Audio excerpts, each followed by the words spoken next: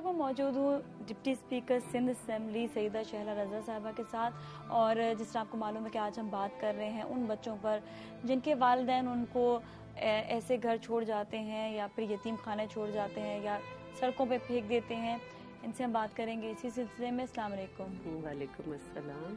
ये बताइएगा कि ऐसे माँ बाप क्यों करते हैं और हमारे मुल्क में ऐसे हालात कैसे पैदा हुए? मैं तो बहुत हैरान होती हूँ कि कैसे इनका जिगर होता है, कैसा दिल होता है कि अपने होते हुए भी अपने बच्चों को दूसरों के हवाले करके एक नई जिंदगी ढूंढने निकल जाते हैं। तो ये बड़े अजीब से मुतज़ाद रवैये हैं लोगों के, और मैं तो समझती हूँ कि तरबियत बड़ा मसला है। आपके अपने भी 2 बच्चे थे जिनके साथ एक्सीडेंट हो गया जिनका, और अब वो इस दुनिया में नहीं है।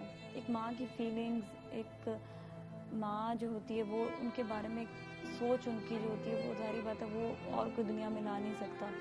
और ये कैसे ऐसी माएँ होती हैं जो छोड़कर अपने बच्चों को चली जाती हैं? अक्सर लोग मुझसे ये कहते हैं कि आप के साथ इतना बड़ा हादसा हुआ लेकिन अल्लाह मियां ने आपको यहाँ पहुँचाया। तो मैं उनको बहुत हैरानी से देखती हूँ कि ये कैसे लोग हैं जो एक दुनियावी ओहदे को माँ के रुतबे को नहीं पहचान रहे और मुझसे इतनी गलत बात ये कर रहे हैं कि अल्लाह मियां ने आपको ये दे दिया इतनी बड़ी जगह। तो मैं उनसे दिल में मुझे उनसे घिन आती है उन लोगों से कि इन लोगों को एहसास नहीं है कि ये मुझे क्या कह रहे हैं। क्योंकि अगर मुझे दुनिया की जितनी भी बड़ी चीज़ें मिल जाएं तो जो मेरे रब ने मुझे एक रुतबा अता किया था कि जिसकी वजह से मेरे पाँव के नीचे जन्नत आई थी, जो ममता मेरे दिल में डाली थी, मुझे वो तो सुकून नहीं है।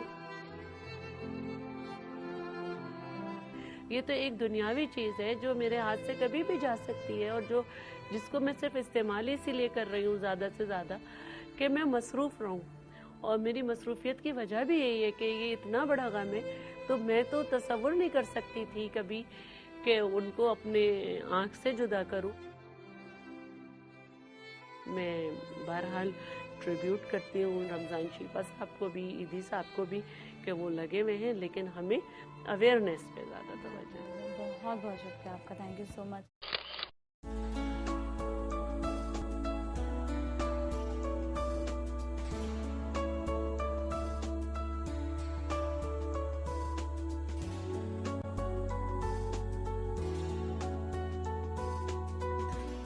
और इस वक्त मैं मौजूद हूँ उस फैमिली के साथ जिनके घर के सरबराह ही इज़ डेफ, बल्कि हाई हेयरिंग है, ज़्यादा सुन नहीं पाते हैं। और मैं उनकी मिसेस से बात करूँगी और ये जानेंगे कि इनकी फैमिली में जो बच्चे हैं वो बहुत टैलेंटेड हैं, उनके टैलेंट को और किस तरह से उभारा इन्होंने। अस्सलाम वालेकुम मिसेस शीनी, कैसी हैं आप? अस्सलाम, बिल्कुल ठीक हूँ। हम ये जानना चाहेंगे, आप अभी पीछे मरियम जो है वो इतने सारे बच्चों को ट्रेनिंग दे रही है और गवर्नमेंट ऑफ पाकिस्तान की तरफ से आपको अथॉरिटी भी मिली है कि आप ये एनजीओ खोलें। आप बताएं, इसको इतनी ट्रेनिंग दिलवाने में आप दोनों का क्या हाथ है, कैसे आप लोगों ने किया था? 6 साल की उम्र से मरियम को ट्रेनिंग दे दिया है इनके पापा ने। स्टिक्स पे भी चलती थी मरियम, तो हम लोग बहुत ज़्यादा होते थे कि छोटी है, गिर जाएगी, कहीं चोट लग जाएगी, लड़की ज़ात है।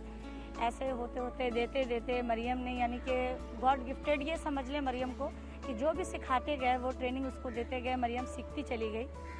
तो इस तरीके से अब माशाल्लाह 11 साल की है मरियम, क्लास 8 में, और काफ़ी सारी चीज़ें मतलब सीखी हैं उसने। एथलेटिक है, कराटे में उसने ब्लू बेल्ट लिया हुआ है, और स्विमिंग में भी।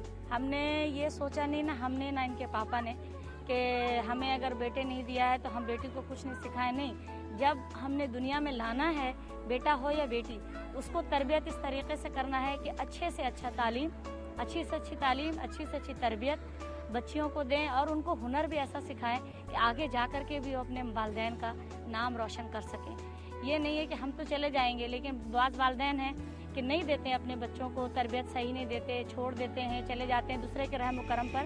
लेकिन ऐसा होना नहीं चाहिए। जब आप दुनिया में लाए हैं बच्चे को तो उसको आप टाइम दें, वक्त दें।